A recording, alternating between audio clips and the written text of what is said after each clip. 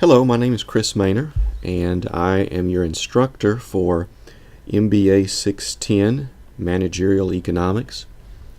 I wanted to make this very quick video to first of all introduce myself, and then also to help you get started with the course, to help those of you who maybe aren't familiar with Moodle Rooms or the format of this course, to help you navigate your way through Moodle Rooms.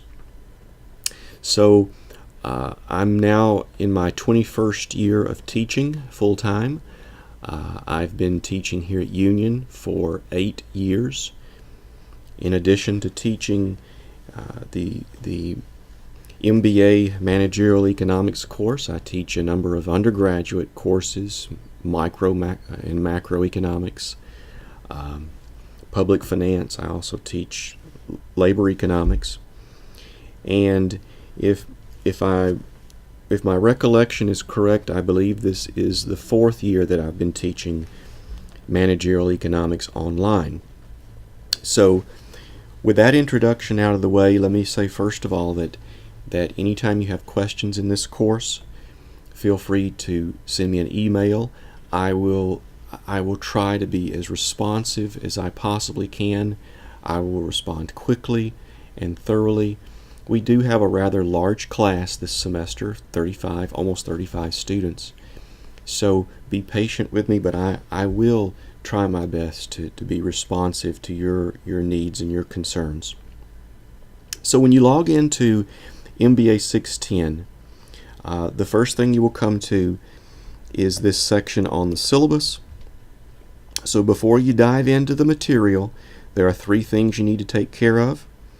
You need to read the syllabus. You need to read this document dealing with best practices. This document is basically a set of tips and suggestions that will help you to be successful in the course. And then once you finish with those 2 PDF files, you're ready to take a quiz over the syllabus. This quiz is due on I think it's before midnight on October the 18th. This is a very simple quiz. You can take the quiz multiple times if you don't get all the questions correct the first time. But this is just to make sure that you understand some of the important details of the syllabus. So once you've taken care of those administrative issues, you're ready to get into the course.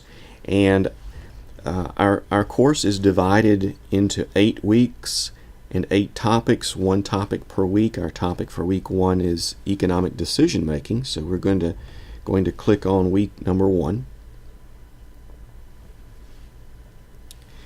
And we see that week number 1 is fairly typical in that it is organized according to a series of lessons followed by quizzes.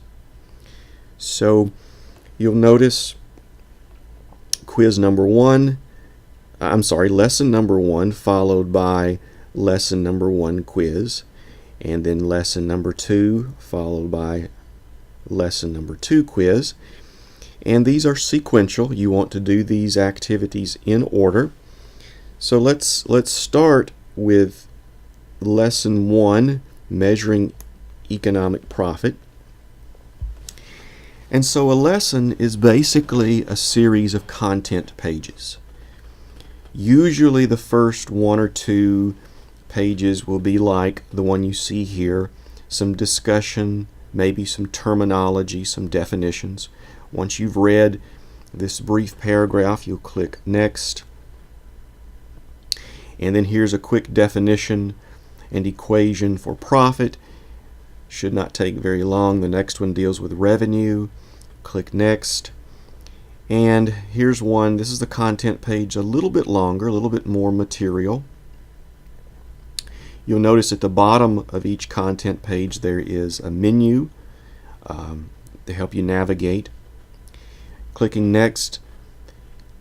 Now here's something a little different. This content page has some brief discussion followed by a video. Several of these lessons contain content pages with videos. This video happens to be one that I have created. So you'll watch this video. Before you do, though, you'll notice that there is a link here. It's in red, a link to a PDF file. You'll want to click on that, and that will direct you to a PDF file, the same PDF file that I use in this video.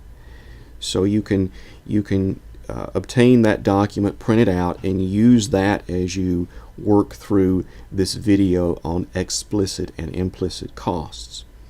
So again, this contains a video. You click next, move to the next section. Here's another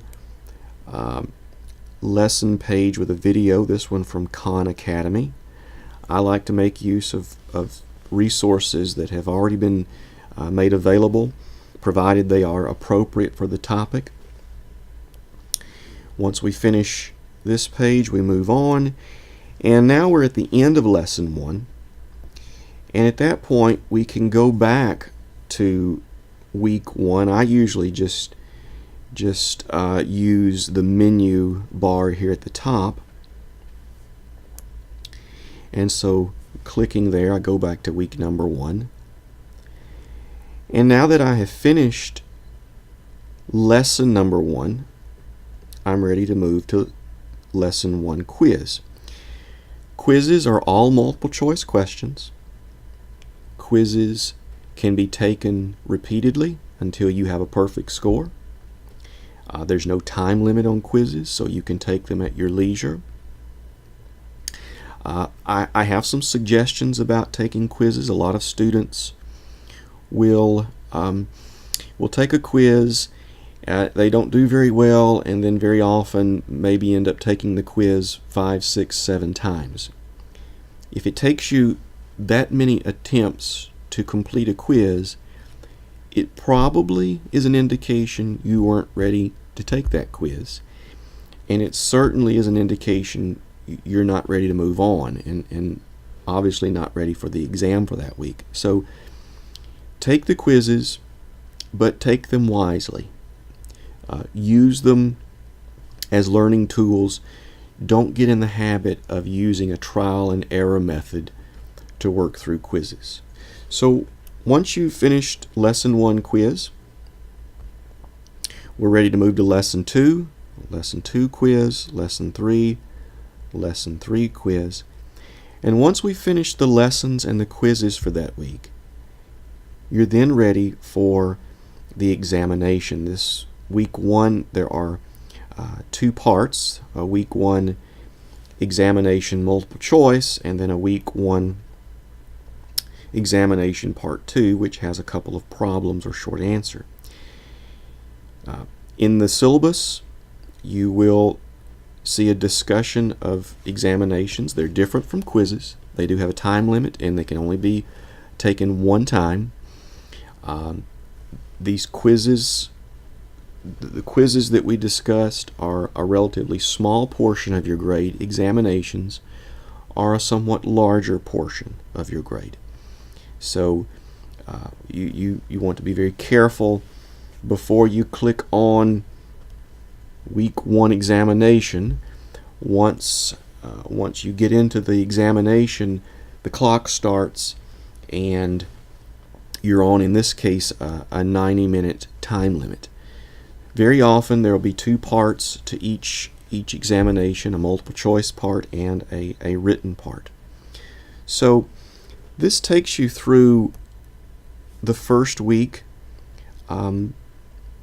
Once we finish week 1, then we'll have the second week will be available, and it will be on supply and demand. It'll follow a very similar pattern of lessons and quizzes followed by the examinations for that week.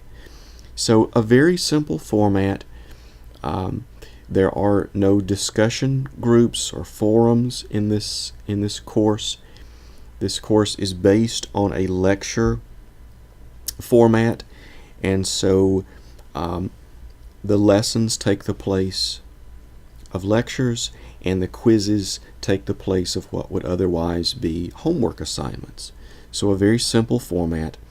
And again, if you have any questions about the course material or getting started in the course or how to navigate through Moodle Rooms, send me an email, cmaynor@uu.edu, and I'll do my best to answer your questions as thoroughly and as quickly as I possibly can.